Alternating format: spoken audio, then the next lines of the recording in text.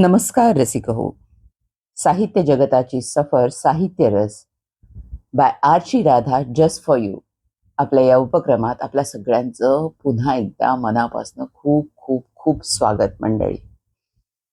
आपण 1 वर्ष पूर्ण झाल्यानंतर हा संकल्प केला होता की आत्ताच्या घडीला, आत्ताच्या महाराष्ट्राला म्हणूया किंवा आत्ताच्या मराठी माणसाला दिशा देणारं किंवा आत्ता जी परिस्थिती आहे महाराष्ट्रामध्ये, देशामध्ये, जागतिक पातळीवर की जी अतिशय संभ्रमित, संशयी, अतिशय टोकाची आणि अविश्वासानं भरलेली, अस्थिरतेनं भरलेली अशा या परिस्थितीमध्ये आपण ज्या साहित्याचं वाचन करू किंवा ज्या साहित्यिकांचा उल्लेख करू ते अत्यंत विचारवंत साहित्यिक असतील, जे माणुसकी, मानवता आणि मानवी मूल्यांचा रिस्पेक्ट करणारी, त्यांना सर्वोच्च मानणारी जी मंडळी आहेत, त्या लोकांच्या साहित्याबद्दल जास्तीत जास्त आपण विचार करायचा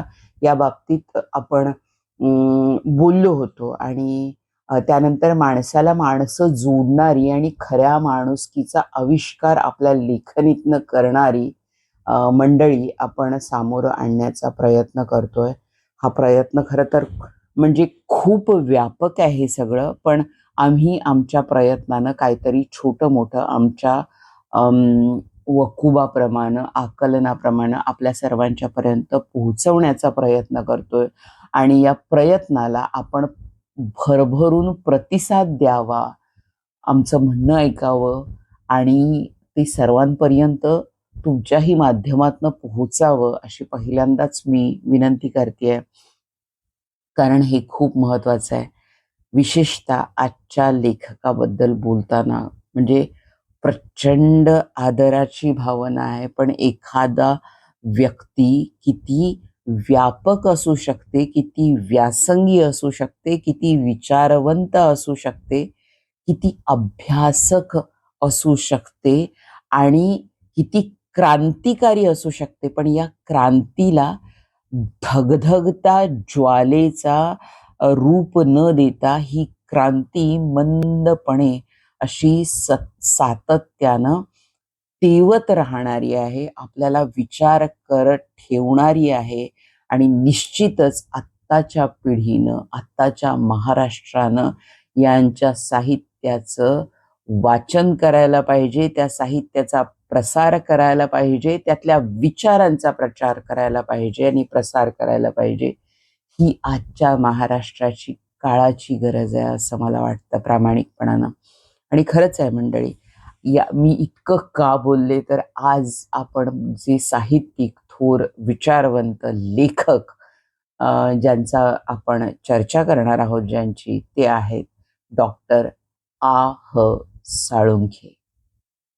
इतका व्यापक, इतका खोलवर अभ्यास करणारा आणि इतका व्यासंगी लेखक, वैचारिक लेखनामध्ये इतक्या सर्वोच्च स्थानावर म्हणेन मी, अत्यंत आदरानं नाव घ्यावं असे हे लेखक, साहित्यिक म्हणूया.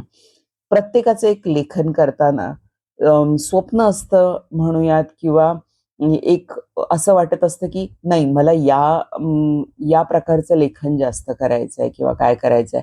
पण ज्या वेळेला आपण आपल्याला उलगडत जात असतो, आपल्या विकासामध्ये म्हणूया किंवा आपल्या वाढीमध्ये असू द्या, ती वैचारिक वाढ असू दे, सामाजिक वाढ असू दे, आपली व्याप्ती असू दे, तर त्यावेळेला आपल्याला, आपण ज्या वेळेला गवसत जातो त्यावेळेला आपण बदलत राहतो त्याप्रमाणे.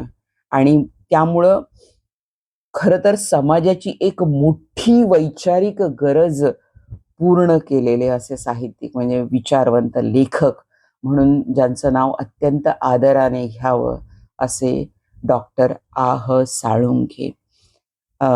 यांचा जन्म खाडेवाडी, सांगली जिल्ह्यात झाला 14 ऑक्टोबर 1943ला. किती बिरुदं लावायची आपण, लेखक, विचारवंत, व्याख्याते आणि मुख्य म्हणजे संस्कृतचे गाढे अभ्यासक. संस्कृतमधलं बरंच काही मौलिक, वैचारिक आणि खरंखुरं सामान्य जनलोकापर्यंत न पोहोचण्याची अशी जी काय एक सिस्टीम आपल्या या सगळ्या समाजामध्ये होती आहे, तर ती व्यवस्थितरित्या अगदी ते जे काही खरं आहे ते लोकांपर्यंत पोहोचू नये आणि त्याच्या बळावर किंवा त्या सगळ्या लोकांच्या काय म्हणायचं त्याला वीक पॉइंट्स म्हणतो ना आपण, त्याच्यावर आपली पोटं भरणारी मंडळी, असं एक समाजात वर्ग आहे किंवा काय आहे, तर त्या वर्गाविरुद्ध आवाज उठवणं आणि विरुद्ध असं नाही, जे सत्य आहे त्याची मांडणी करणं, सत्य सामोरं आणणं आणि त्याला सत्याला सगळ्यांपर्यंत सामोरं आणताना त्याचे पुरावे व्यवस्थितरित्या मूळ संस्कृतमधनं समाजापर्यंत पोहोचवण्याचं काम हे आह साळुंखे यांनी केलेलं आहे. संस्कृतचे गाढे अभ्यासक आणि बहुजन समाजातला एक माणूस आणि इतकं संस्कृतचं प्रचंड ज्ञान आणि त्या ज्ञानाचा सत्य शोधनासाठी केलेला वापर ही खरं तर मंडळी खूप महत्वाची गोष्ट आहे. म्हणजे त्यांच्या मुलाखती ऐकताना, त्यांचे साहित्य वाचताना किंवा आपण जेव्हा त्यांना ऐकतो त्यावेळेला ते म्हणाले की मला सुरुवातीला वाटायचं की आपण कविता कराव्यात आणि काव्य लेखनाकडं जास्त ओढा होता, ललित आपण जास्त लिहू असं त्यांना सुरुवातीला अगदी वाटत होतं. पण ज्या वेळेला त्यानंतर विद्यार्थी दशेमध्ये त्यांनी BA ला वगैरे ज्या वेळेला अभ्यासाला खऱ्या अर्थानं सुरुवात केली आणि ज्या वेळेला त्यांच्या अभ्यासात चार्वाक उतरला, त्यावेळी त्यांची पूर्ण दृष्टी बदलली आणि त्यांना जणू त्यांच्या आयुष्याचं ध्येय गवसलं.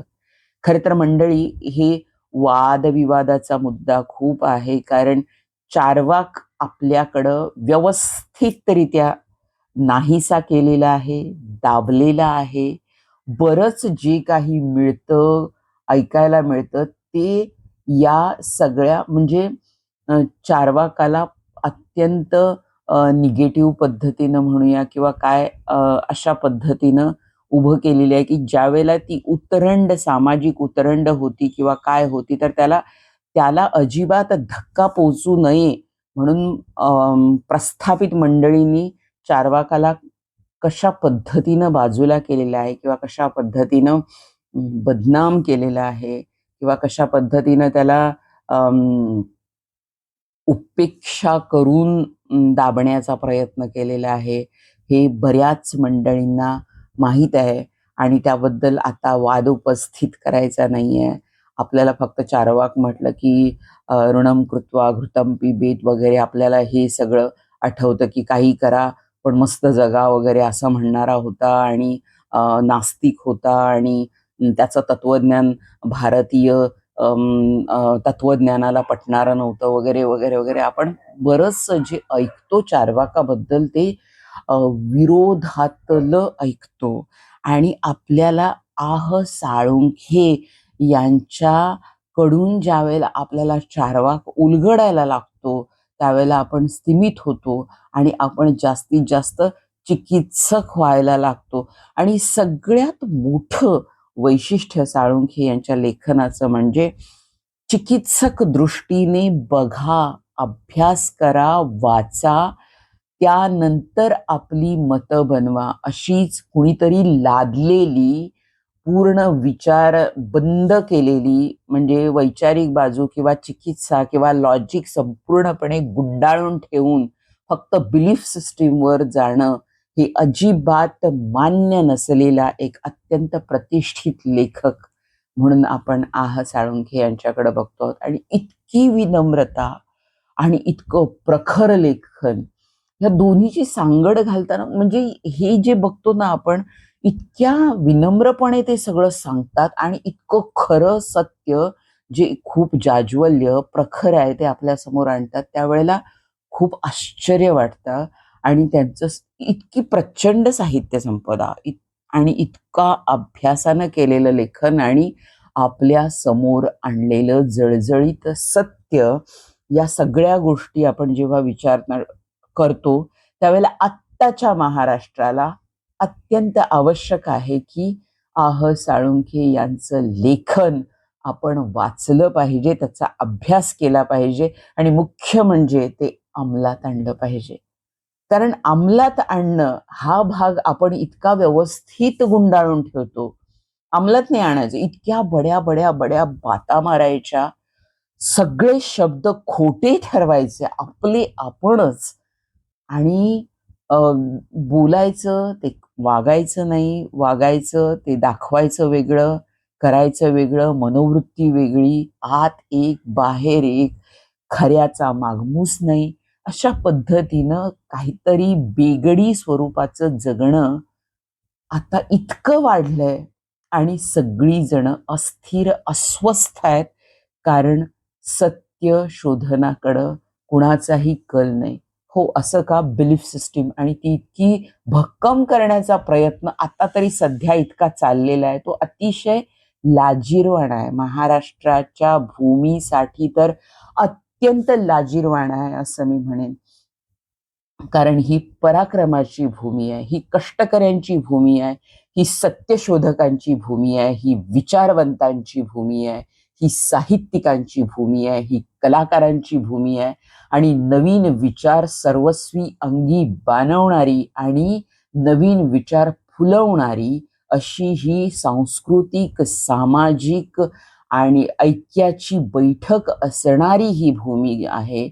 नव्या आणि चांगल्या गोष्टींचा स्वीकार करणारी आणि जोपासणारी ही भूमी आहे. आणि या भूमीत आत्ता जे काय सध्या चाललंय ते अतिशय लाजिरवाणं आहे, लाज आणणारं आहे, आणि पुन्हा आपल्याला सत्यशोधनाकडे वळण्याची अतिशय गरज आहे. आणि त्यावेळेला आपल्याला दीपस्तंभ म्हणून जे उपयोगी पडतील, जे साहित्यिक, जे लेखक उपयोगी पडतील, त्यातले सगळ्यात महत्वाचे लेखक म्हणून मी आज डॉक्टर साळुंखे यांचा उल्लेख निश्चित करेन.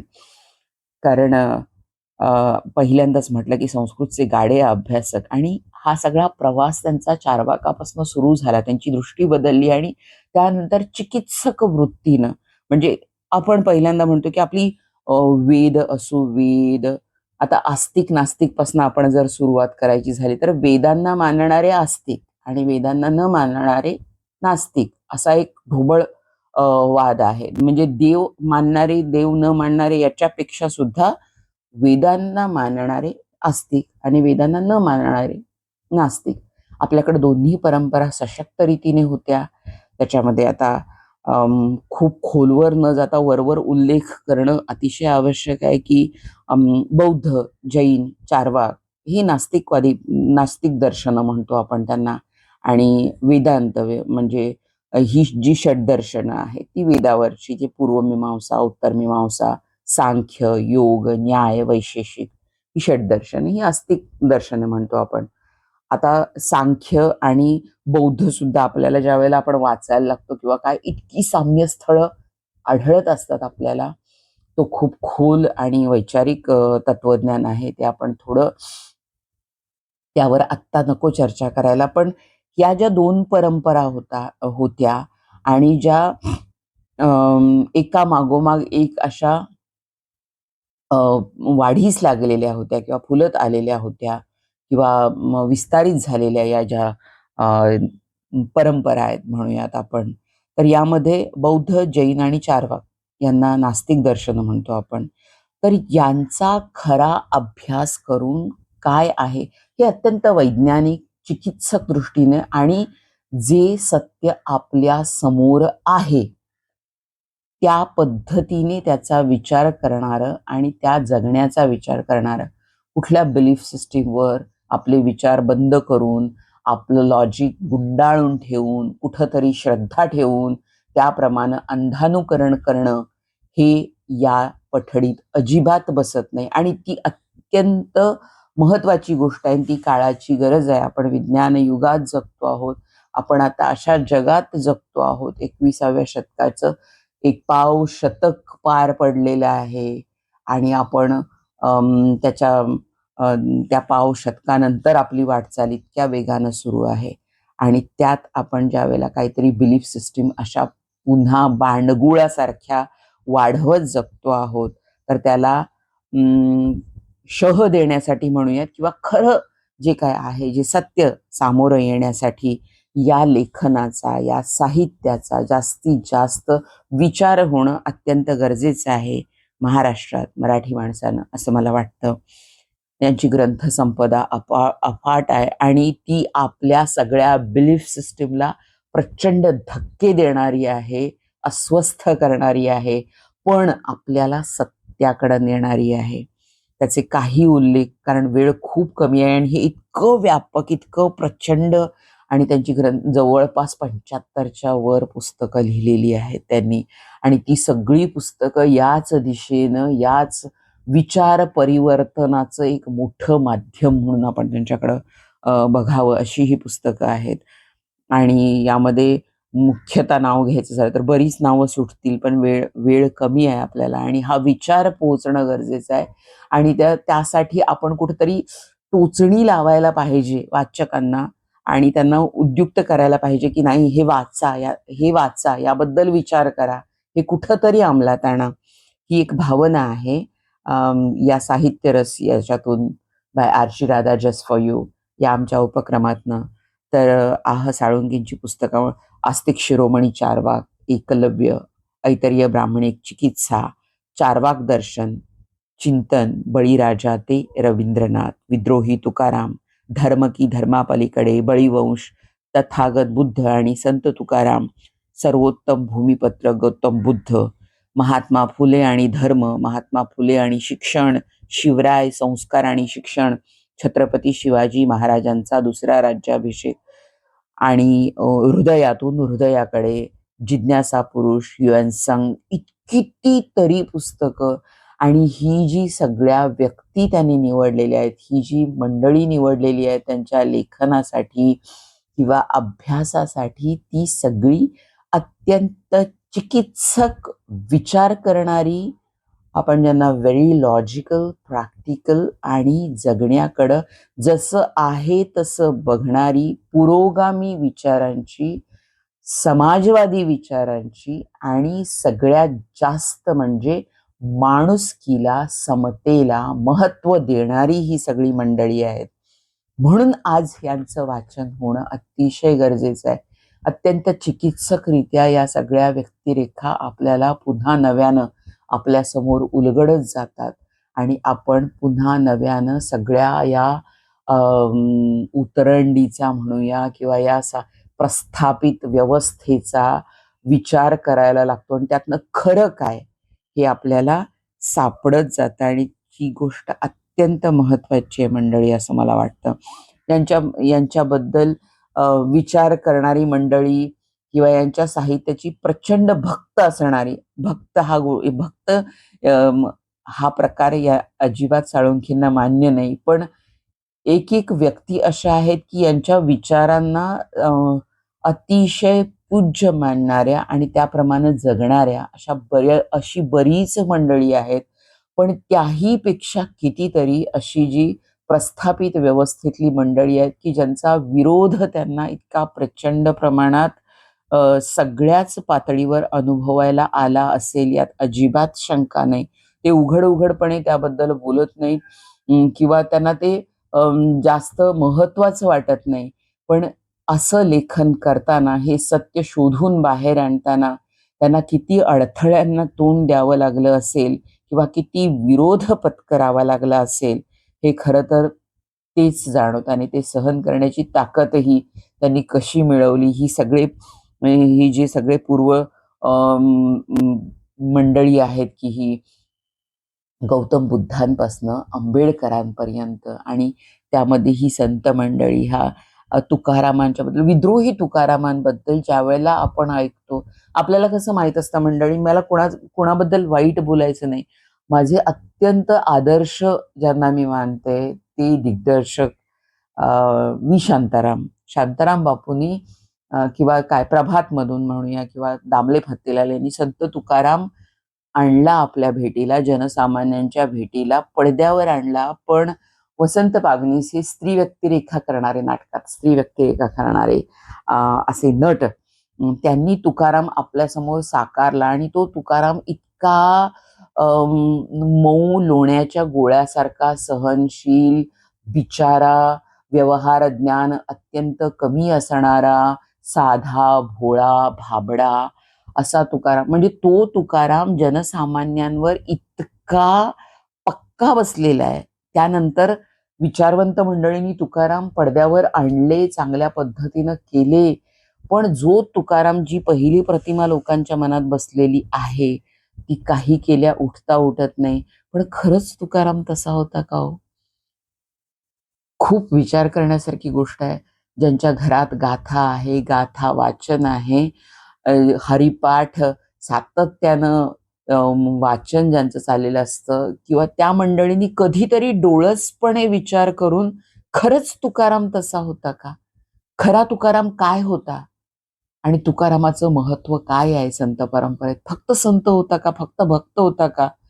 एक क्रांतिकारक, विचारवंत, सामाजिक बदलाची बैठक पक्की असलेला एक क्रांतिकारी विचारवंत म्हणून आपण तुकोबारायांकडे का बघत नाही? केवढी बीज साम्यवादाची, समाजवादाची, म्हणूयात आपण श्रमाला प्रतिष्ठा देणाऱ्या सगळ्या या मानवतावादाची बीज ही तुकारामांच्या लेखणीत मिळतात. हे सत्य आपण अगदी नाकारतो आणि आपण फक्त त्यांच्या नामाचं पालुपद मांडलं की आपलं काम संपतं, त्यांना देवत्वाला नेलं की आपलं काम संपतं. त्यांच्या धगधगीत आयुष्यात 2-4 चमत्काराचे प्रसंग आणून त्यांना विचाराच्या पलीकडे नेऊन ठेवून त्यांना देवत्व दिलं की आपलं काम संपतं. हे आपण का करतो आहोत? का करतो आहोत आपण हे? अत्यंत चुकीचं आहे. त्यांना नाहीसं करण्याचा, त्यांच्या साहित्याला नाहीसं करण्याचा, लोकांच्या मनातनं काढण्याचा जो अतिशय विकृत असा प्रयत्न करण्यात आला, त्याला प्रचंड पुरून उरलेला क्रांतिकारक विचारवंत साहित्य म्हणजे संत तुकाराम आहेत. हे आपल्याला साळुंखे त्यांच्या लेखनातनं पुन्हा एकदा धगधगीतपणे दाखवून देतात. मग ते अगदी खरा भूमिपुत्र गौतम बुद्ध यांचं चरित्रापासून म्हणूयात, किंवा हे जे सगळं टप्प्याटप्प्यानं ते जे नास्तिक दर्शनाकडून अभ्यास करत करत करत पुढं आलेले, आणि हे सगळे जी चिकित्सक वृत्तीची मंडळी आहेत, जी सत्य जगणारी, सत्य उलगडणारी, सत्य सामोरं आणणारी जी मंडळी आहेत, आणि माणुसकीला सगळ्यात जास्त महत्व देणारी जी तत्वचिंतक आहेत, तत्ववेत्ते आहेत, किंवा ही जी लेखक मंडळी आहेत, त्यांचा पुन्हा नव्याने विचार करून त्यांना जे काय म्हणायचं होतं ते आपल्या शब्दात आपल्यापर्यंत, वाचकांपर्यंत घेऊन येणारे डॉक्टर साळुंखे. खूप पुरस्कार मिळाले, त्याची यादी तुम्ही वाचू शकता. सगळं आहे, गुगलवर आहे सगळं. आपण सर्च इंजिन्स आता इतके आहेत आणि इतकं सगळं आपल्याला एका क्लिकवर अवलंबून आहे. ती माहिती तुम्ही वाचू शकता कितीतरी, पण त्यापेक्षा त्यांच्या साहित्याचं वाचन करणं हे अतिशय महत्वाचं आहे. म्हणून हे सगळं मी सारखं, म्हणजे खूप त्यांनी एक्झॅक्ट काय लिहिलं किंवा काय वाचा, आणि हे विचार आत्ताच्या घडीला अतिशय महत्वाचे आहेत. कारण खूप, म्हणजे आता ब्राह्मणवाद वगैरे असे शब्द उच्चारले तरी प्रचंड म्हणजे इतके सेन्सिटिव्ह झालेत लोक की कशानं कुणाच्या कधी भावना दुखावल्या जातील आणि भावनांचे उद्रेक कसे होतील, आणि ते किती विकृतपणानं, अशांततेच्या रूपात आणि अश्लील शिवराळ भाषेत अतिशय किती घाणेरड्या पद्धतीनं जनमानसात येतील हे काहीच सांगू शकत नाही. आता जी काय एखादी जखम बळावलेली असते म्हणतो ना आपण, एकतर ती अतिशय आतनं तापलेली असते, कुजलेली असते, त्या जखमेत पस झालेला असतो, पू झालेला असतो, आणि ठणकत असते, जे आतून ठणकत असते, आणि कशाचा तरी धक्का लागला की ती जी घाण बाहेर येते ना, तशा पद्धतीची आता मानसिक अवस्था समाजाची झाली आहे असं कुठेतरी मला वाटतं. अगदी, म्हणजे अगदी तसं वाटतं की सतत ठसठसत राहणारी मंडळी आहेत काही. अतिशय आतून घाण झालेली, कुजलेली म्हणेन मी, अशी मंडळी सतत ठसठसत असतात आणि कुठला तरी धक्का लागला की अशी भळभळत राहतात. घाणेरडी घाणेरड्या पद्धतीनं. आत्ताची अगदी उदाहरणं बघितली तरी तुमच्या लक्षात येईल ही गोष्ट. मला नामोल्लेख करून, उगीच विरोध ओढवून किंवा काही अजिबात करायचं नाही. जी परिस्थिती आहे त्याच्यावर उघड्या डोळ्यांनी, उघड्या कानांनी ऐकून, बघून भाष्य करणं प्रामाणिकपणानं हे मला जास्त रास्त वाटतं. आणि त्यासाठी खूप महत्त्वाचा आधारस्तंभ म्हणून मी साळुंखे यांच्या लेखनाकडे बघते. तर यातली महत्त्वाची पुस्तकं अगदी मस्ट रीड म्हणतो ते त्याबद्दल गौतम बुद्धांचं सर्वोत्तम भूमिपुत्र असू दे किंवा बळीराजाविषयीचं पुस्तक असू दे किंवा त्यांचं साहित्य असू दे, या गोष्टी आपल्या वाचनात येणं अतिशय महत्त्वाचं आहे.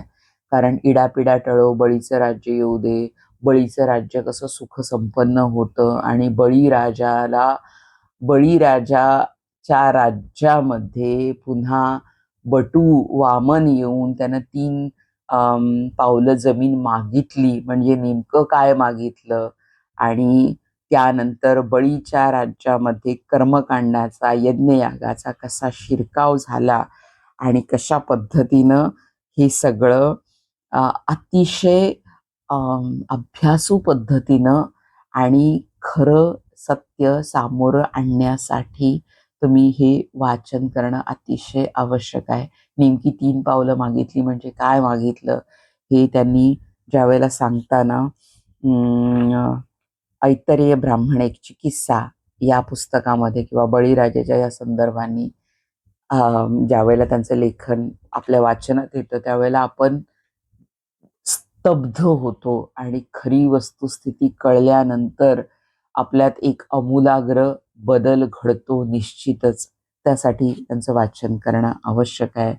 म्हणजे तुलसी विवाहासारखी प्रथा कशा पद्धतीनं येते आणि ती कशी प्रतिष्ठा पावते आणि खरं तर किती वाईट घटना आहे ती, की म्हणजे वृंदा ही जलंधर असुराची पत्नी खरं तर, आणि तिचं शीलभ्रष्ट कसं झालं आणि त्यानंतर ज्यानं शीलभ्रष्ट केलं त्यालाच आपण विवाहाचा अधिकार देतो आणि त्याचं आधिपत्य त्या वृंदेवर कसं राहतं आजन्म. हे जे आपण ज्यावेळेला वाचत जातो त्यावेळेला आपण प्रचंड अस्वस्थ होतो मनातनं. आपण काय जगतोय, आपण काय बघतोय, आपण कुठल्या गोष्टींवर विश्वास ठेवतोय आणि किती आंधळेपणानं जगतोय याची आपल्याला लाज वाटायला लागते. आणि खरं तर खूप महत्वाचं आहे मंडळी, हे विचार सगळ्यांपर्यंत पोहोचणं, याचा खरोखर अभ्यास होणं आणि वस्तुस्थिती कळणं, सत्य कळणं अतिशय गरजेचं आहे. कारण आपण स्वतंत्र झालो, पण आपण कुठल्या तरी गुलामगिरीत सातत्यानं वावरत असतो. म्हणजे आत्ताचं स्वातंत्र्य कसं आहे हे त्यांच्या शब्दात सांगायचं म्हटलं तर, कुणाची गुलामगिरी करावी याबद्दल तेवढंच स्वातंत्र्य आहे आपल्याला. आपण फक्त कोणाची गुलामगिरी करतो याच्याबद्दल आपल्याला एक चॉईस आहे आता. नेमकी कोणाची गुलामगिरी करायची याबद्दल आपण ठरवतो. हेच आपल्याला आपलं स्वातंत्र्य आहे असं वाटतं.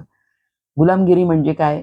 गुलामगिरी म्हणजे राबणं, कोणासाठी तरी अगदी अपार कष्ट करणं, त्याच्या होत मिळवणं, यापेक्षा सुद्धा मेंदू आपला ताब्यात देणं कुणाच्या तरी, ही खरी सगळ्यात मोठी गुलामगिरी आहे.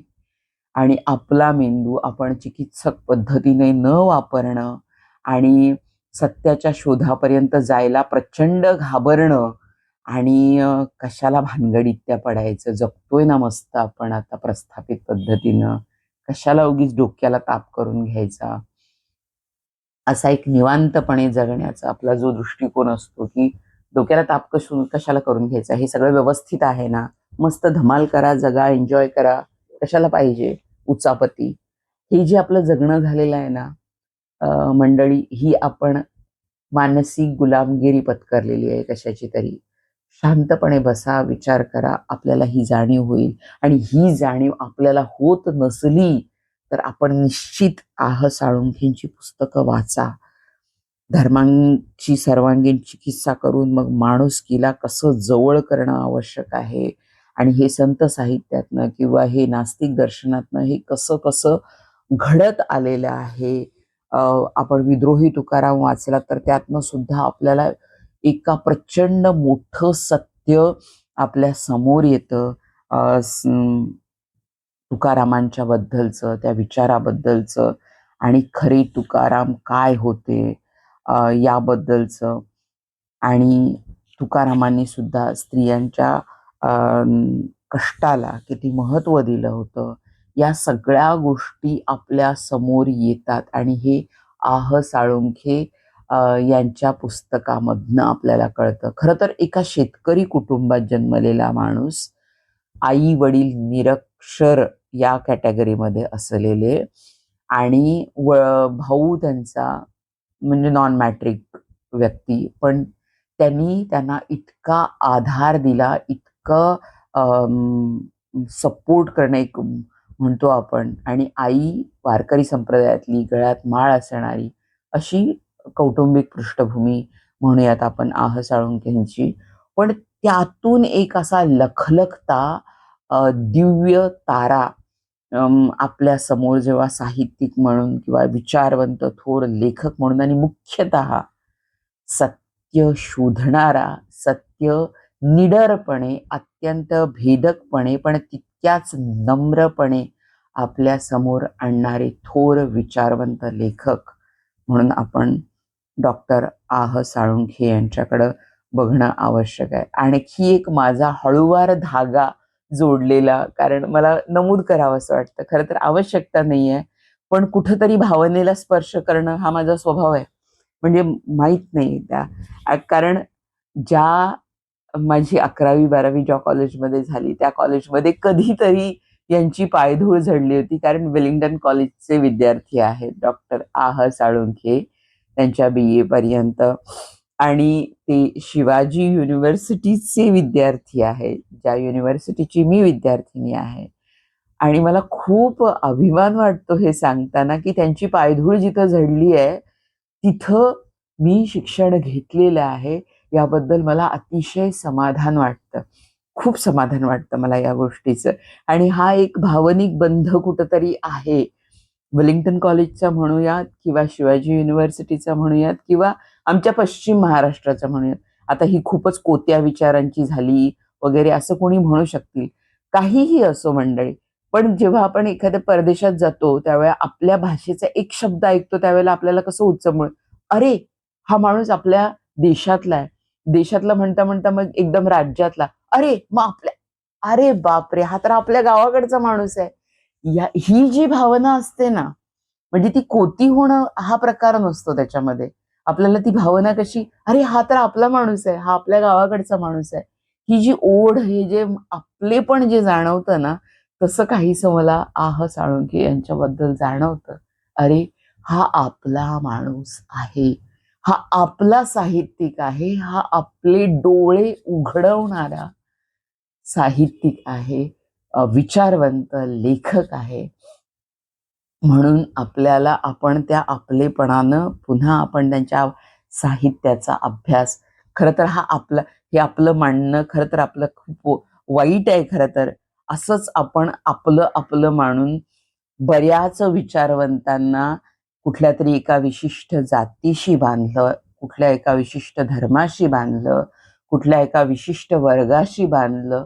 तसं नको करायला. मी याबद्दल माफी मागते. हा सगळ्या जनमानसाचा साहित्यिक आहे, असं आपण म्हणूया. जसे आंबेडकर आपल्या सगळ्या जनमानसाचे साहित्यिक आहेत, विचारवंत आहेत. ज्योतिबा फुले जसे सगळ्यांचेच विचारवंत आणि क्रांतिकारी समाज सुधारक आहेत. जसे शाहू महाराज आहेत, जसे आंबेडकर आहेत, जसे फुले आहेत, सगळेच पण ही माणसं कुठंतरी एका समाजाशी, वर्गाशी, जातीशी आपण बांधत आलो. तसं न करता त्यांचे हे जाज्वल्य विचार आहेत. तुकारामाला आपण तसा बांधला. तुकारामाला आपण भक्तिरसाशी बांधून मोकळे झालो. आणि तसं न करता ही सगळी जी प्रखर मानवी मूल्य आपल्यापर्यंत पोहोचवणारी ती नितांत आदराने समाजात पुन्हा अधिष्ठित करणारी ही जी मंडळी आहेत, त्यांना पुन्हा नव्यानं सत्यशोधनाच्या दृष्टीनं वाचणं हे अतिशय महत्वाचं आहे. आणि मराठीचा खरा अभिमान आपण बाळगतो. तर जबरीनं काही न करता मराठीबद्दल प्रेम उत्पन्न करणं, आणि मराठी भाषा किती सुंदर आहे, मराठी भाषा किती मायाळू आहे, मराठी भाषा किती सर्वसमावेशक आहे, मराठी भाषा किती स्वागतोत्सुक आहे, मराठी भाषा किती सगळ्या जणांना आपल्या पंखाखाली घेऊन उबदार अशी माया देणारी, समजून घेणारी, विचारवंतांची भाषा आहे. हे जर प्रेमानं लोकांना उलगडून दिलं तर मला वाटतं प्रेमानं ही भाषा आत्मसात करतील, आपली मानतील आणि या भाषेचा व्यासंग वाढवतील अशी मला म्हणजे खात्री आहे. आणि ही मराठी अस्मिता जपणं, आपली भाषा, कारण आपली भाषा इतकी मोठी आहे, कारण त्या भाषेत इतके मोठे विचारवंत होऊन गेलेले आहेत आणि हे विचारवंत समाजाला दिशा देणारे असे लेखक आपल्या मराठीत विपुल प्रमाणात आहेत म्हणेन मी. आणि त्यांचं साहित्य नव्यानं पुन्हा वाचण्याची गरज आहे. त्याचं वाचन सामुदायिकरित्या होण्याची गरज आहे. पुन्हा वैयक्तिक पातळीवर खऱ्या वस्तुस्थिती समजण्यासाठी किंवा सत्य शोधनासाठी खरोखर करुणा, मैत्री, नैतिकता, माणुसकी हे खरंच काय आहे हे समजण्यासाठी अशा लेखकांची लेखणी पुन्हा आपल्याला आपल्या वाचनात आणणं अतिशय आवश्यक आहे असं मला वाटतं. आणि त्यासाठी आह साळुंखे यांची पुस्तकं, यांचं साहित्य, यांचे विचार हे लोकांपर्यंत, जनमानसापर्यंत पोहोचले पाहिजेत. त्यांचं एक पुस्तक वाचा, मग त्याच्या ओढीनं आपण दुसरं पुस्तक शोधत जातो, तिसरं पुस्तक शोधत जातो आणि आपण मग खऱ्या च्या पाठीमागं लागतो, आपण सत्याच्या पाठीमागं लागतो आणि आपल्याला सत्य कळत जातं. तर मंडळी, आम्ही आमच्या आकलनाप्रमाणे, आमच्या कुवतीप्रमाणे, पण अत्यंत प्रामाणिकपणाने आणि मनात एक सच्ची भावना आहे की आपली भाषा ही माणुसकीसाठी, माणसा माणसात प्रेम निर्माण करण्यासाठी, माणसा माणसांना जोडण्यासाठी, मानवी मूल्यांना पुन्हा एकदा नव्यानं सगळ्यांसमोर अत्यंत प्रामाणिकपणे मांडण्यासाठी आणि सामाजिक ऐक्यासाठी आणि खऱ्या माणुसकीला जिवंत ठेवण्यासाठीच आम्ही ही भाषा वापरू असं आम्ही पुन्हा पुन्हा सांगतो. कारण ती त्या भाषेची, आपल्या भाषेची इतकी ताकद आहे आणि त्या ताकदीचा आम्ही आमच्या कुवतीप्रमाणे वापर करत राहू. पुन्हा समाजात ही मानवी मूल्य, प्रेम, सहिष्णुता, सख्य, सगळ्यांकडं समानतेनं बघण्याचा दृष्टिकोन, हे सगळं पुन्हा समाजात आणण्याचा, साहित्याच्या वाटेनं जाऊन हे समाजापर्यंत पोहोचवण्याचा एक प्रामाणिक प्रयत्न म्हणून साहित्यरस, साहित्य जगताची सफर, साहित्यरस by Archi Radha, just for you हा आमचा उपक्रम आम्ही चालवतो आहोत. तर मंडळी, या उपक्रमाला आपण भरभरून प्रतिसाद द्यावा. आम्ही अनेक लेखकांबद्दल यापूर्वी बोललेलो आहोत, विचारवंतांबद्दल बोललेलो आहोत. यापुढेही आम्ही हे आमच्या कुवतीप्रमाणे प्रामाणिकपणानं आणि खरोखर सत्य शोधनासाठी आणि साहित्य मूल्य पेरण्यासाठी आणि त्या साहित्य मूल्यामधून खरी माणुसकी, मानवता, प्रेम, सहिष्णुता, करुणा, मैत्री आणि सामंजस्य या गोष्टी पुन्हा आमच्याकडून आणण्यासाठी, त्या जास्त रुजवण्यासाठी आमचा हा एक अत्यंत प्रामाणिक प्रयत्न आहे. त्या प्रामाणिक प्रयत्नाला आपण तितक्याच प्रामाणिकपणे साथ द्यावी अशी विनंती करते. आणि आपल्याला हा आजचा एपिसोड कसा वाटला हे नक्की कळवा आणि लाईक करा, शेअर करा, सबस्क्राईब करा. मुख्य म्हणजे चॅनल तुम्ही कुठंही हे ऐकू शकता. तुम्ही कुठंही असा, म्हणून हे व्हिडिओ पॉडकास्ट आम्ही केलं नाही की तुम्ही ऐकत राहा, दुसऱ्यांना ऐकवा, खरं काय आहे हे शोधण्यासाठी एक पाऊल टाका पुढे. कुणी एकांनी जरी, एकट्या माणसानं जरी यातून प्रेरणा घेऊन काहीतरी वाचनाला यांच्या सुरुवात केली तर आजचा हा एपिसोड सुफळ संपूर्ण झाला असं मी म्हणेन. तर नमस्कार. थांबते आज. धन्यवाद. पुन्हा एकदा नमस्कार.